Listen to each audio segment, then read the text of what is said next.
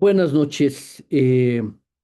Bienvenidos a una sesión más, una conferencia más sobre el programa Viviendo el Amor, exploraciones para transformar la conciencia, donde hemos explorado el amor desde múltiples saberes, la ciencia, el arte, la filosofía, la religión. Y el tema de hoy es desde la perspectiva de la sociología. Lo titulamos Entre lo íntimo y lo colectivo, cómo la sociedad moldea nuestros vínculos, ¿verdad? No solo, como lo hemos visto, nuestras ideas, nuestras creencias, nuestra biología, nuestros, em, em, bueno, los diferentes aspectos que van influenciando en nuestro, cómo vivimos el amor, ¿verdad? Sino también cómo la sociedad, de eso se va a tratar la sesión de esta noche, va moldeando cómo sentimos, cómo pensamos, cómo miramos el amor. Todos los objetivos de la presentación de hoy es cómo el amor, más allá de ser solo una experiencia íntima, también es un producto de la sociedad, un producto social, cómo históricamente a través de normas, valores, leyes, diferentes constructos sociales, vamos formando o va formando nuestra experiencia del amor.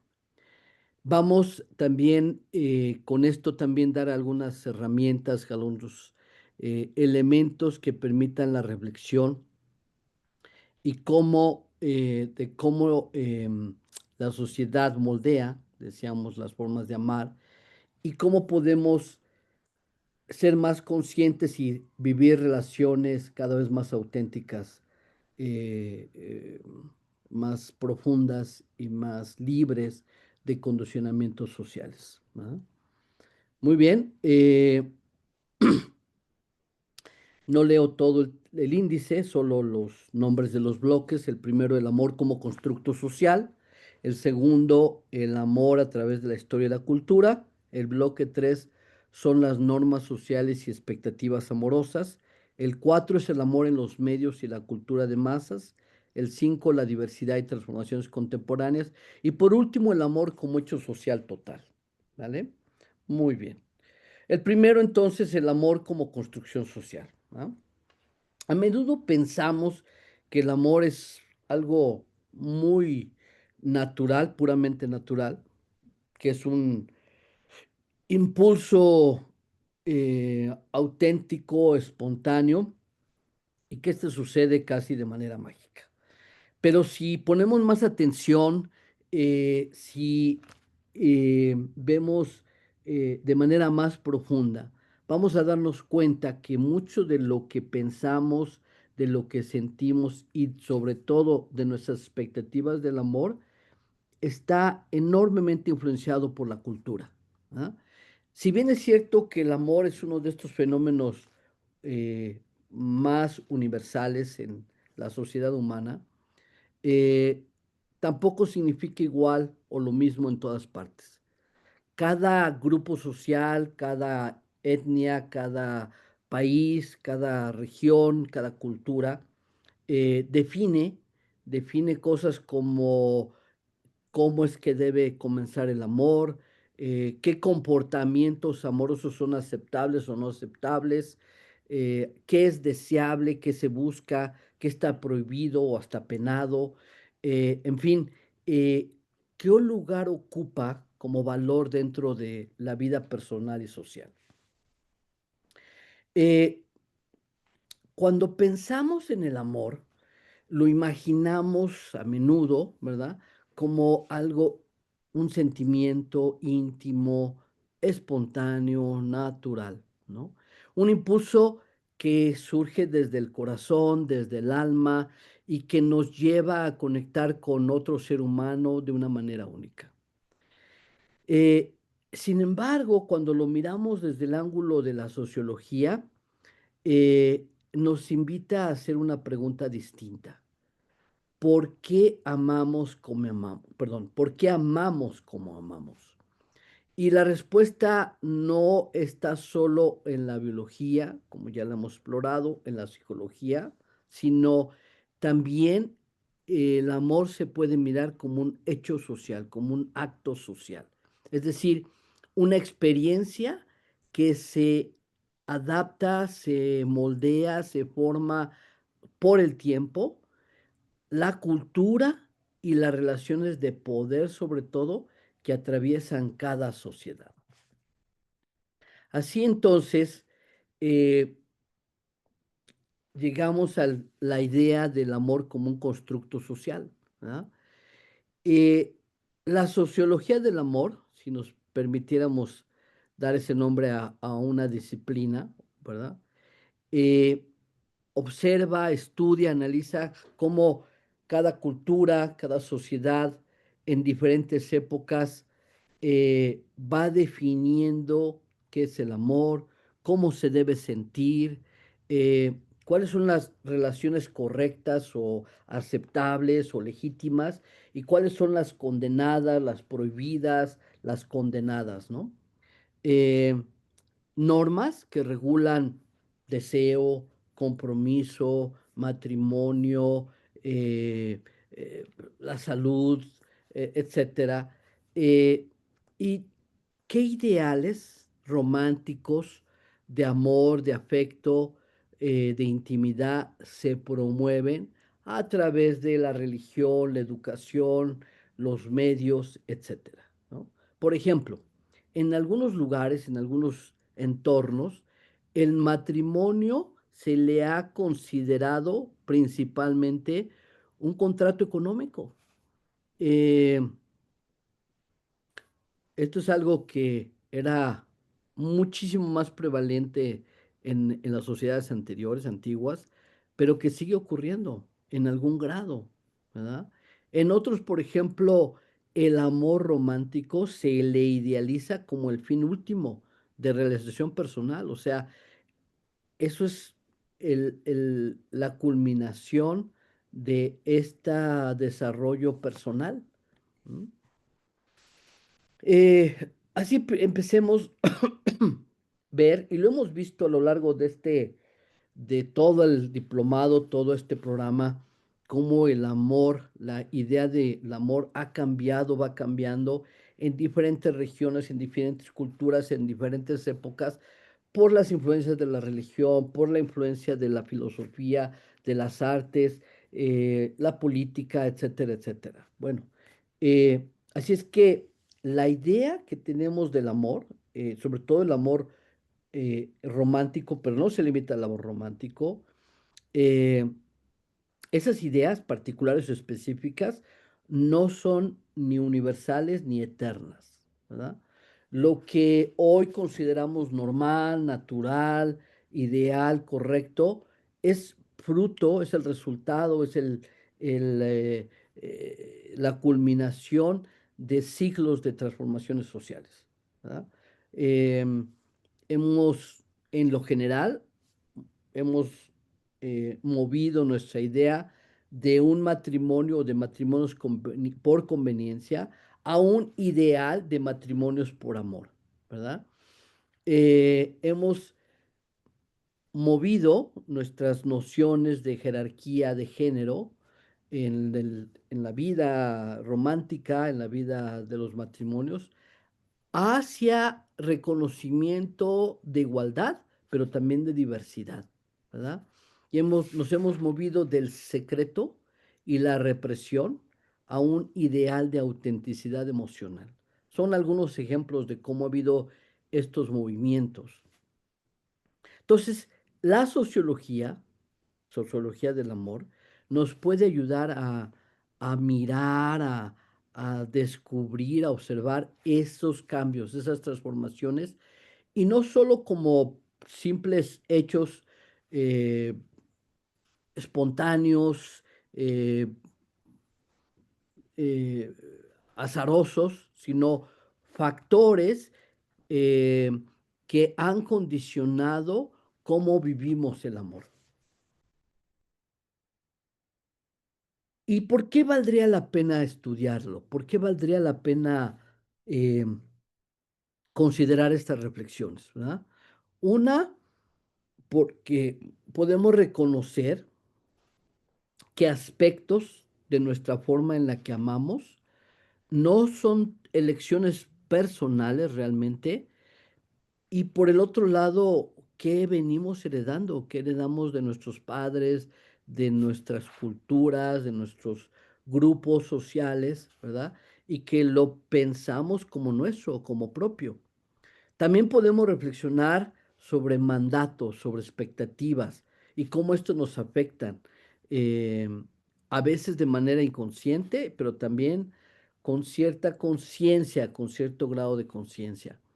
Y desde luego esto nos puede permitir incrementar nuestra libertad, ser seres humanos más libres y permitir que el amor se exprese y fluya, creando relaciones auténticas, respetuosas, diversas y más profundas. Entonces, una pregunta de reflexión en este punto podría ser, ¿qué pasaría si hoy decidieras que tu forma de amar puede ser una creación tuya y no solo una herencia cultural? ¿No? ¿Qué sucedería o cómo sería eso? ¿No? Bien, pasamos al bloque 2, el amor a través de la historia y la cultura. Eh, Podríamos pensar que el amor siempre se ha sentido igual. De hecho, eso podríamos pensar de todas las emociones. Hay una disciplina, a lo mejor no ampliamente conocida, pero que estudia la historia de las emociones y cómo las emociones no se han sentido igual a lo largo del tiempo. Y no es porque sepamos lo que ellos sintieron en otras épocas, sino porque muchas de las personas escribieron, describieron sus sentimientos, describieron sus perspectivas, sus experiencias. Y con esto hemos ido construyendo que ideas de una misma emoción van cambiando a lo largo de la historia de la humanidad. Entonces, eh, y esto incluye también los significados. El amor no es excepción. Lo hemos ya medio visto a través de las diferentes conversiones que hemos tenido, pero aquí lo profundizamos y lo reafirmamos. Entonces, la, el amor no es una experiencia única e inmutable, ¿cierto? Es producto histórico, es producto del desarrollo y evolución de las sociedades, ¿de acuerdo? Por ejemplo, en la Grecia antigua, en la Grecia clásica, el amor tenía tres grandes divisiones: ágape, amor altruista; filia, amistad entrañable; y eros, pasión erótica. El matrimonio, por ejemplo, se veía como un asunto social y político, no como la culminación de un deseo romántico. En Roma, por ejemplo, estas uniones eran principalmente contra los familiares, todavía lo sabemos. Aquí en México, para los que no son de México, hay una cosa que se llama usos y costumbres, donde hay un sentido de respeto a las tradiciones y costumbres de cada región o comunidad, etcétera. Y eh, uno de ellos era estos contratos que se existían entre familias desde niños, prácticamente a veces desde el nacer, desde el nacimiento. Eh, eh, a veces llevaba a que esto se consumara en la adolescencia y hubo cambios al respecto porque el gobierno determinó que en este caso aplicaba las leyes federales donde está hoy día prohibido los matrimonios en menores de edad, ¿verdad? Muy bien, seguimos. En la Edad Media, por ejemplo, empezó la idea del amor cortés. Eso lo vimos también en alguna de las conferencias pasadas. Es decir, un amor platónico, idealizado y que era dirigido a alguien inalcanzable, ¿verdad? Ahí es cuando apareció las figuras de los caballeros, aquellos que servían a sus damas con devoción, ¿verdad? Este amor, fíjense qué interesante, no necesariamente iba ligado a matrimonio. Interesante, ¿no? ¿No? Y esto es importante porque puede que algunas personas tengan esta forma de amor como un arquetipo de amor. ¿Ah? Bien. En el Renacimiento, por ejemplo, el amor empezó a concebirse, a conceptualizarse como una experiencia que unía el deseo carnal con la elevación espiritual y estética. Algo nuevo.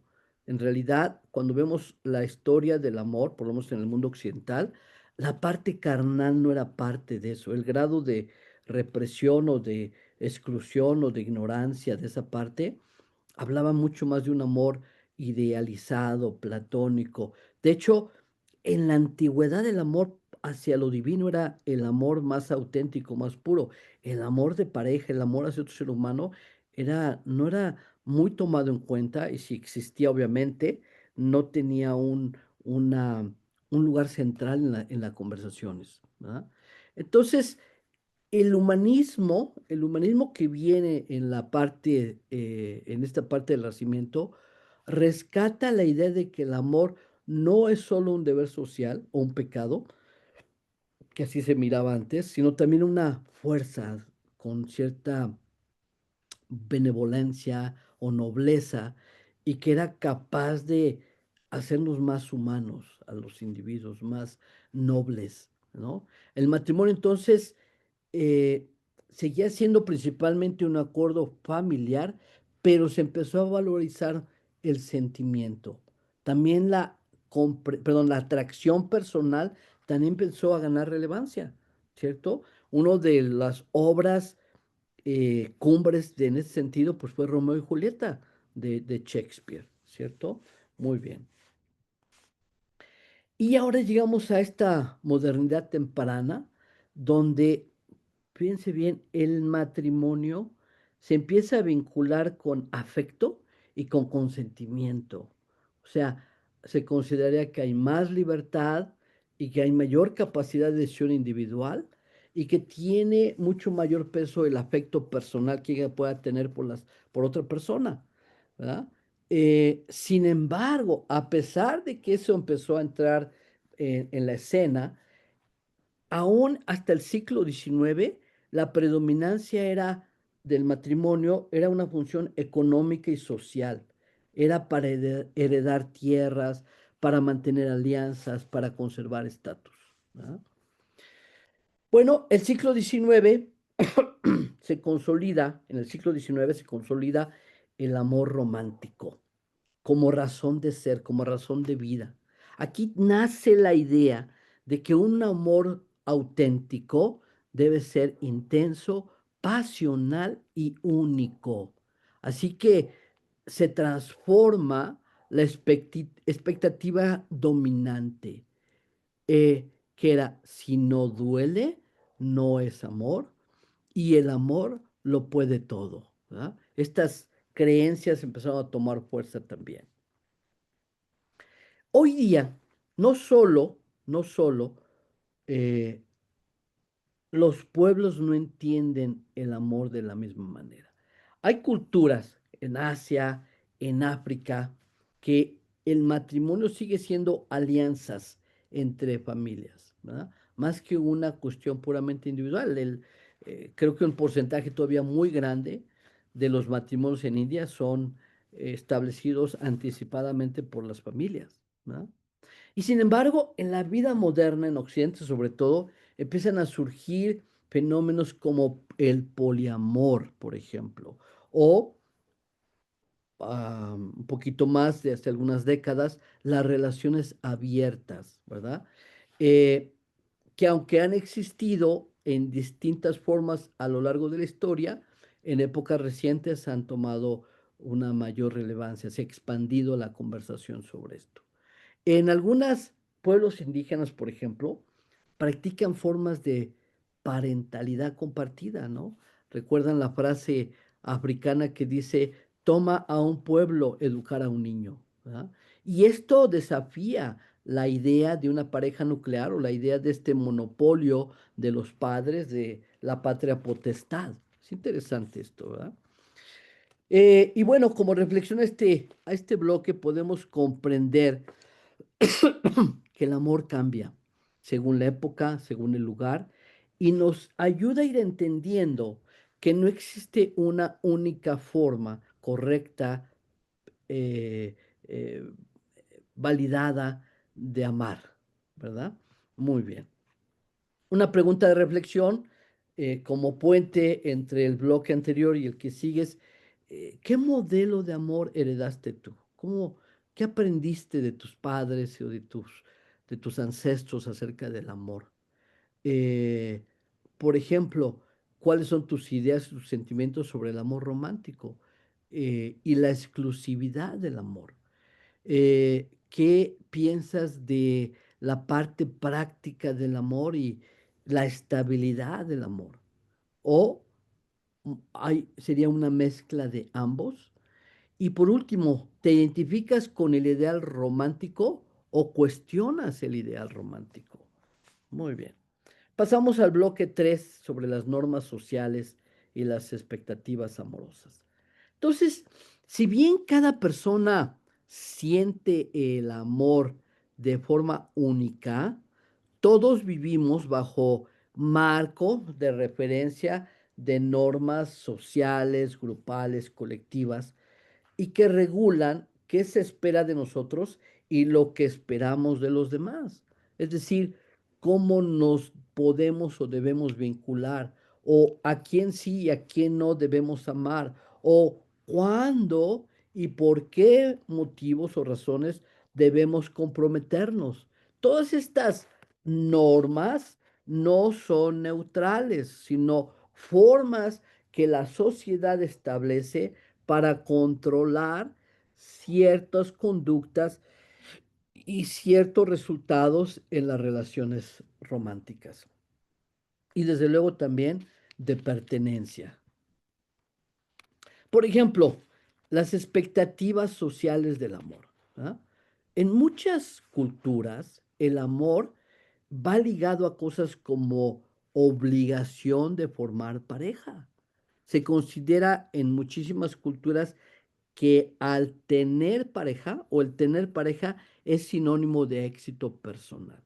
Había una época hace muchos años, por ejemplo, que si un hombre buscaba trabajo o para considerarlo para ciertos puestos, era o un requisito o una consideración significativa el que estuviera casado. Todavía no sé si exista en la Constitución de México o en algunas otras constituciones, pero por ejemplo, para ciertos puertos públicos como el de presidente, se requiere que sea casado. Es un requisito, ¿no? Em, entonces, por el otro lado, la soltería a largo plazo se suele ver con sospecha, con pena, símbolo de fracaso, algo está mal con la persona, etcétera. ¿Va? Muy bien. Y no estoy diciendo que no pudiera significar algo también, o sea, no estoy diciendo que no, pero tampoco podríamos asumir lo opuesto, ¿de acuerdo? Por ejemplo, presión de casamiento. Hay muchas familias, muchas religiones, muchos grupos sociales donde el matrimonio es el destino natural y absoluto de toda relación. También hay muchas culturas donde la monogamia es la única forma legítima de relación. ¿Ah? Aunque en la práctica muchas personas pueden vivir otras formas de amor, socialmente, típicamente se considera que que la fidelidad exclusiva es el ideal. Hablemos de los estereotipos de género en el amor. Desde temprana edad aprendemos, por ejemplo, que las mujeres deben ser cuidadoras, tiernas, románticas, ¿cierto? Y que los hombres deben ser proveedores, racionales, menos emocionales. ¿Qué ocurre? ¿Cuál es la consecuencia de esto? Que pasan culpas, gentes. Si no cumples el ideal, si no es tu naturaleza, si no es tu elección, si no es tu habilidad, entonces consecuencias como culpas por no encajar en el modelo, porque se supone que este es lo que debería ser. O expectativas desiguales, ¿verdad? En la pareja, en las relaciones.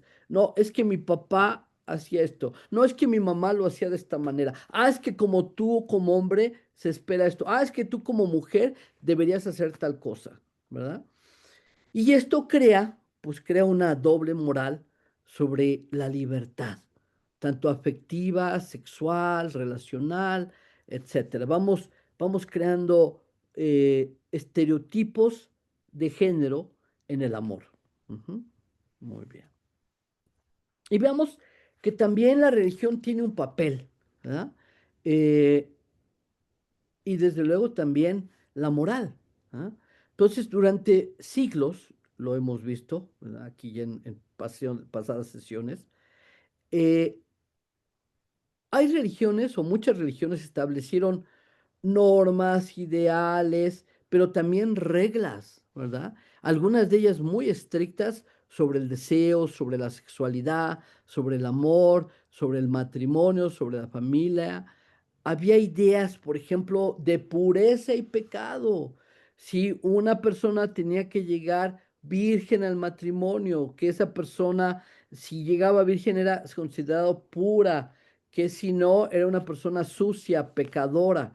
Estos ejemplos de estos valores asignados a ciertas condiciones humanas han marcado o marcaron la vida desde la niñez, de cómo les educaban acerca de la sexualidad, el matrimonio, o sea, literalmente a lo largo de toda la vida. Y a pesar de que el mundo ha cambiado y hay muchos más avances médicos, avances en la psicología, etcétera, aún así, y que obviamente el mundo ha cambiado, hay muchas normas morales que siguen presentes en la cultura y que se dan por hechos, se dan por verdaderas, se dan por correctas. ¿De acuerdo? Una reflexión entonces final de este bloque. Comprender que el amor cambia según la época y el lugar nos puede ayudar a dejar de creer que existe una única forma correcta de amar. A lo mejor hay muchas formas de amar y a lo mejor lo más importante es el amor, no cómo amas, no a quién amas, cuándo amas, dónde amas. Y no me extendo un poquito más, pero obviamente hay mucho ahí que reflexionar. Y como pregunta de reflexión dejamos las siguientes preguntas. ¿Qué expectativas sobre el amor heredaste de tu familia o de tu religión o de tu sociedad? ¿Qué heredas? ¿Qué has heredado? La siguiente es, estas expectativas, estas normas, estos mandamientos, ¿te ayudan? ¿Te ayudan en tus relaciones o limitan? Y la última, ¿hay algo de esto que te gustaría cuestionar, reflexionar o resignificar? El amor en los medios y la cultura de masas. Entonces, eh, es sin duda que es una época donde medios como la televisión, el cine, las canciones, las películas, etcétera, etcétera, ¿verdad? Y desde luego hoy las redes sociales crean, difunden, promueven, desarrollan modelos acerca del amor y que consumimos, que leemos, que vemos, que escuchamos diariamente. Diariamente, varias veces al día, muchas veces, ¿verdad? Entonces, estas representaciones son muy poderosas, ¿verdad? Al punto que no distinguimos la fantasía de la realidad. No es el único caso. Hay muchas otras cosas donde no distinguimos fantasía y realidad gracias a muchos de estos medios, ¿verdad? Pero el amor es uno de ellos. Por ejemplo, hablemos del cine y las telenovelas. Desde Hollywood, ya no solo Hollywood, pero hoy tenemos muchas plataformas, ¿verdad? Pero las telenovelas latinoamericanas en lo general han retratado el amor de ciertas maneras. Por ejemplo, que es un destino inevitable, que es lo que todos queremos y vamos a llegar. No estoy diciendo, no estoy cuestionando si alguien de ustedes, alguien que escucha esta conferencia, así lo cree, así lo piensa, ¿verdad? No, estoy hablando que eso es lo que en las telenovelas, en las series, comunican. No comunican que pudiera haber otras posibilidades de futuros para los seres humanos. También dan la idea de que el amor sobre todo el amor romántico y de pareja, es una pasión arrebatadora, intensa, y que todo lo puede, el amor todo lo puede. Te dan así, sí, gracias al amor se encontraron, gracias al amor superaron una crisis. Y no quiere decir que no haya eh, eh, un potencial enorme del amor, tenga mucho poder, solo que aquí se presentan como estereotipos y no hay otras posibilidades. Ujú. Y desde luego, el amor es la única vía para la felicidad completa, ¿verdad? Por ejemplo, ¿qué nos enseñan estas historias? Que encontrar a la persona correcta es el sentido de la vida. Y si no, entonces está mal. Esto lleva a que mucha gente se sienta fracasados, equivocados, erróneos, ¿no? Otra historia, otra enseñanza es que el amor verdadero debe ser intenso y exclusivo. Eso nos enseñan. Se nos queda grabado, se nos queda en la sangre, se nos queda en las ideas. Aunque muchos inclusive en el fondo lo cuestionen, no se atreven a externarlo y se adaptan por miedo a no ser aceptados, o sea, porque la sociedad sistemáticamente lo condena. Otra más, que el sufrimiento es prueba de autenticidad. Si no sufres, entonces no es amor verdadero. Por eso a veces se asocia el amor con sufrimiento, ¿no? Bien, ¿qué pasa con la cultura popular y el mito romántico? Veamos las películas de Disney, por ejemplo, ¿verdad? Donde nos muestran desde niños que vivieron felices para siempre y dan una imagen, una idea del amor romántico idealizado, de felicidad continua, perpetua. Hace mucha gente que no vive eso, que sientan que está fracasado. ¿Qué pasa con las canciones románticas, no? Las canciones románticas igual, llenas de amor y sufrimiento, por ejemplo, ¿verdad? Amor, bueno, ya no vamos a meter ahorita todos los detalles, pero todas las variantes, porque ahí sí no acabamos. Son enormes cantidades de variantes y muchas gentes empiezan a escuchar esas canciones y empiezan a construir su noción, su idea del amor a partir de canciones. Así hay comedias románticas, por ejemplo, que nos convencen, nos hacen penetrar la creencia de que el amor perfecto es espontáneo y sin esfuerzo. No tienes que hacer ningún esfuerzo, no tienes que trabajar, no tienes que escuchar, no tienes que transformarte. ¿Ah? Y esto va creando expectativas de nosotros mismos, de los demás, y expectativas que los otros tienen de ellos y de hacia nosotros, que esto no son reales. Y desde luego, esto empieza a chocar con la convivencia cotidiana, la vida cotidiana. Porque si esto no tiene que ver con lo que yo pensaba que era el amor, el matrimonio, la familia, etcétera. Y ahora tenemos otro jugador más, son las redes sociales, ¿verdad? Estas redes sociales también generan otras distintas, nuevas dinámicas amorosas, ¿verdad? Por ejemplo, la exhibición constante de la vida en pareja, subiendo fotos y videos y comentarios, etcétera, sobre la vida en pareja, ¿no? Entonces, hay una presión, se crean estas redes, unas presiones para mostrar al mundo que uno tiene éxito amoroso. Eso es lo que va creando. O que comparamos permanentemente nuestra relación con otras relaciones que pensamos que sí existen, pero que las muestran como idealizadas. Además de eso, tenemos las aplicaciones de citas que también introducen lógicas de consumo rápido y descartable. Es otra cosa que empieza a ocurrir. No hay profundidad, no hay autenticidad. Y entonces van creando esta idea que a muchos les pasa, de que si no te gusta, pues deslizas y sigues buscando y se vuelve un patrón, se vuelve un patrón de pensamiento, de sentimiento, de perspectiva y crea una enorme falta de profundidad en muchas cosas, entre ellas las relaciones. Entonces, Reflexión, la reflexión, final del bloque.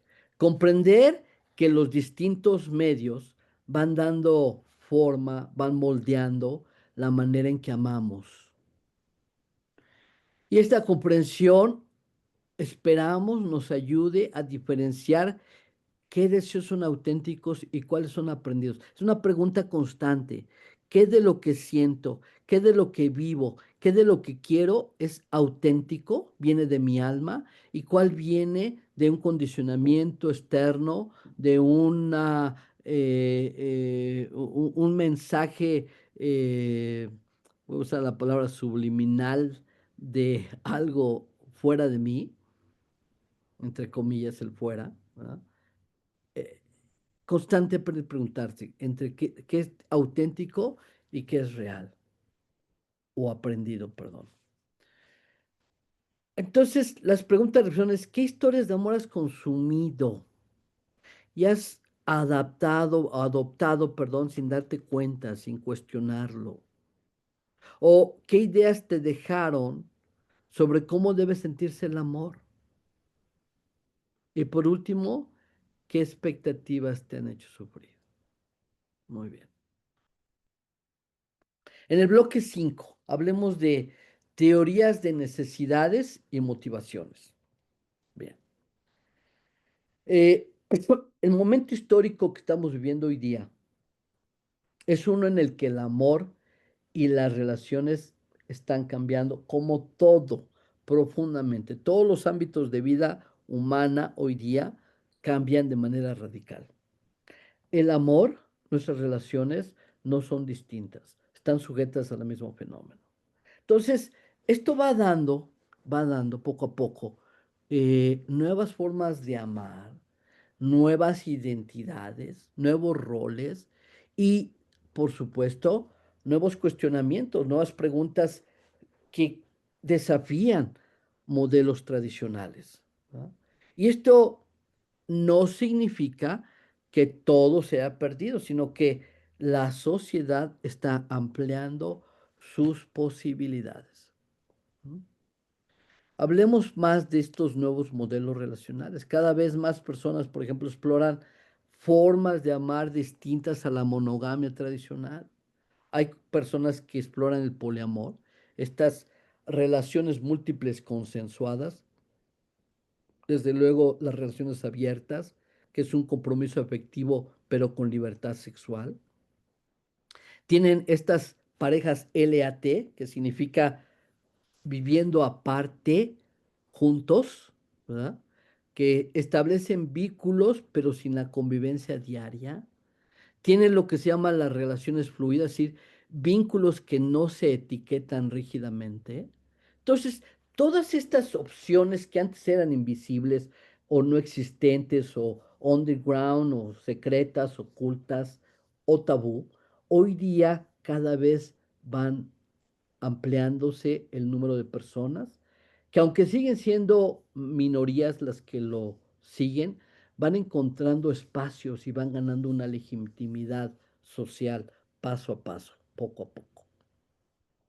Desde luego, los cambios generacionales también son marcados. Por ejemplo, las nuevas generaciones retrasan matrimonio. Algunos deciden no casarse. Algunos, desde luego, deciden también no tener hijos, ¿no? Como parte de eso. Convivir de muchas maneras las parejas sin matrimonio, sin vivir juntos, pero sin estar casados, cada vez es más frecuente. Hace muchos años, estoy hablando de más de 20 años, las estadísticas en Estados Unidos seguro que son iguales o más acentuadas en esta dirección, decía que la mayoría de los adultos vivían solteros y solos. Luego, había más personas viviendo en pareja sin casarse que personas viviendo en pareja casadas. Qué interesante. Entonces, estas tendencias, y eso es hace más de 20 años, ya han estado manifestando en los tiempos actuales. De hecho, obviamente estas estadísticas son de Estados Unidos y la tendencia es a muchos países del mundo a seguir esa tendencia. Eh, entonces, muchas personas hoy día le dan prioridad a la autonomía personal. No estoy diciendo que es correcto, que está bien y que el otro está mal. No, estoy hablando de lo que está ocurriendo, cómo se va transformando, ¿verdad? Entonces, la autonomía personal tiene valor sobre el proyecto de pareja. Ujú. Entonces, estos cambios responden a nuevas prioridades, el desarrollo individual cada vez más fuerte, la flexibilidad de vida y, desde luego, búsqueda de autenticidad. Hablemos también del amor en una sociedad de consumo. ¿Ah? En la cultura contemporánea, eh, introduce riesgos, por ejemplo, la velocidad de las relaciones o idealizar y al mismo tiempo o casi de manera inmediata la desilusión. O sea, un cambio express enorme. También la lógica del amor líquido, ¿verdad? Donde todo es transitorio. ¿Ah? Hay cada vez más, por ejemplo, personas que establecen una relación temporal, o sea, el verano, vamos a estar juntos el verano y después ahí se acaba la relación. Por el verano vamos a disfrutar del verano. Ya hay una intención. No estoy diciendo que está mal, estoy diciendo lo que sucede.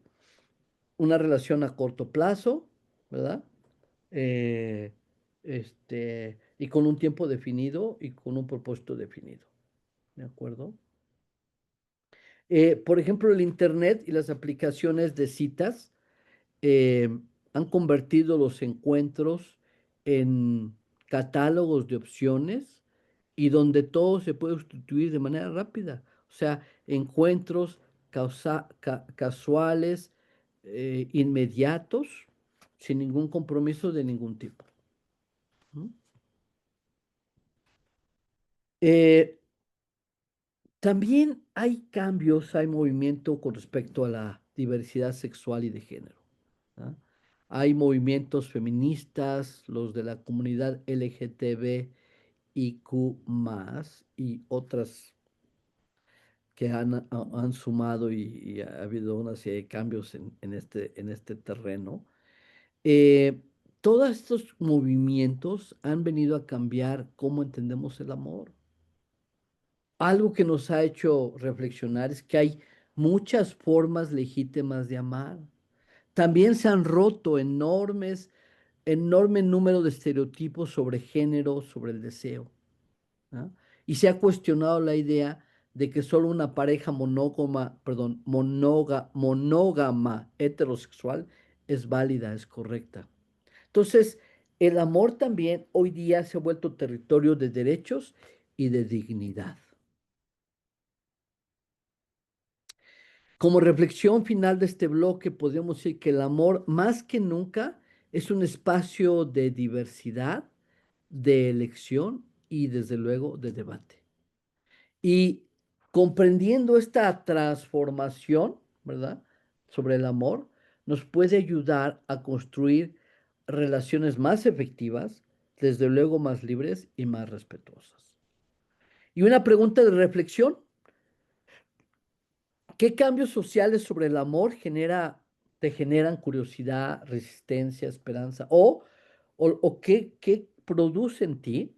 ¿Qué emociones, qué pensamientos, qué reflexiones? Estos cambios sociales sobre el amor. Ujú. Entramos al bloque 6, el amor como un hecho social y total. ¿No? Entonces, hasta ahora hemos visto el amor como un sentimiento íntimo que se vive individualmente, pero también cómo este está siendo moldeado o ha sido moldeado por normas, por valores, por la economía, por la religión, la cultura, ahí podemos añadir la tecnología, ¿verdad? Y para entender su complejidad, podemos apoyarnos en un concepto que se llama hecho social total y que fue propuesto por un sociólogo, Marcel Mauss. ¿Verdad? ¿Qué es esto de un hecho social total? Un hecho social total es un fenómeno que atraviesa todas las dimensiones de la vida social. No se puede separar de la economía o de la cultura o del parentesco o de la religión o de la política o la psicología, etcétera. ¿Verdad? Estos hechos sociales totales movilizan emociones, símbolos, instituciones, relaciones materiales, atraviesa todas las dimensiones, todas las esferas sociales. Y el amor cumple con todas estas características. ¿No? ¿Por qué entonces, por qué el amor sería un hecho o es un hecho social total? Primero, porque es una emoción subjetiva, pero al mismo tiempo es una expectativa colectiva. Porque tiene consecuencias económicas, familia, herencia, consumo, porque afecta las estructuras sociales, parentesco, alianza, estatus, porque es regulado por normas jurídicas y morales, matrimonio, fidelidad, etcétera. Y finalmente, porque se convierte en un valor simbólico y político, derechos sexuales y reproductivos. Por eso es un hecho social total el amor. Entonces, veamos ejemplos concretos. El matrimonio es un contrato legal, organiza la vida social. Las leyes regulan uniones, qué uniones son válidas y cuáles no, o qué derechos tienen o qué, y cuáles no. Las industrias culturales producen relatos que legitiman o que estigmatizan ciertas formas de amor. Y los movimientos sociales luchan por ampliar el reconocimiento de derechos afectivos. Entonces, ¿cuál es la reflexión final de este bloque? Comprender que los medios moldean nuestra manera de amar nos va a ayudar a diferenciar qué deseos son auténticos y cuáles son aprendidos. ¿Qué pregunta de reflexión podemos tener? ¿Qué aspectos de tu vida amorosa crees que son elecciones personales y cuáles creen que son herencia de tu sociedad? Vamos al bloque 7, el cierre inspirador. Amar con conciencia social. Bien. Eh, Después de todo este recorrido que hemos hecho, nos hemos dado cuenta, hemos percatado que el amor no es solo un asunto privado, ni tampoco puramente natural, sino que es una experiencia que nace en el corazón, posiblemente, pero que crece en una red social, histórica y cultural. ¿Ah? Entonces, una reflexión final podría ser conocer cómo la sociedad en la que vives moldea nuestra forma de amar, ¿ah?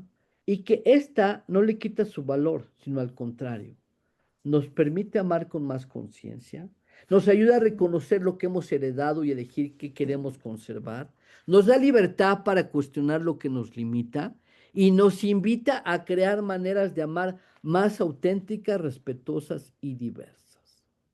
Así el amor es un sentimiento tan íntimo que creemos que es solo nuestro, pero en cada gesto, en cada palabra, en cada expectativa, habla también la sociedad que nos formó. Invitación a la autoindagación. Cerremos este espacio con una pregunta. ¿Qué tipo de amor quieres construir a partir de ahora? Una pregunta que yo creo que está, si no consciente, en la más inmediata de muchas personas hoy día, sí es una pregunta, está en el espacio subyacente de mucha gente, ¿verdad? Por muchas cosas en las que el amor moderno se podría considerar que en esos roles tan rígidos ha fracasado. ¿Ah? Entonces, ¿qué tipos de amores? Por ejemplo, un amor consciente de su historia, un amor libre de culpas heredadas, un amor que reconozca la dignidad de todas las formas de amar. En fin, pues damos las gracias a todos por abrir su mente, su corazón a esta reflexión colectiva y que todo lo que aquí se ha compartido hoy florezca en su forma de amar y que acompañemos a otros en sus propios caminos. Muchas gracias, que tengan una bonita noche, que descansen. Eh, Hasta 2 semanas, la siguiente sección. Este diplomado del amor terminará más o menos a fines de este año y empezaremos con otro diplomado mucho más práctico que desarrolle el potencial de amar. Buenas noches.